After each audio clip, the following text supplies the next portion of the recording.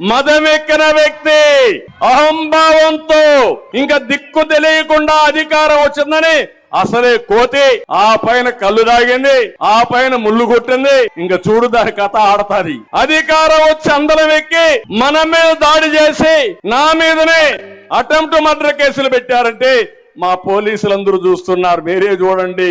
రాబోయేది తెలుగుదేశం పార్టీని, మీకు కూడా న్యాయం చేసే తెలుగుదేశం పార్టీని. నేను అడుగుతున్నా, ఈ జగన్మోహన్ రెడ్డి రాయలసీమకు ఒక్క ప్రాజెక్ట్ కట్టాడా అని మిమ్మల్ని అడుగుతున్నా.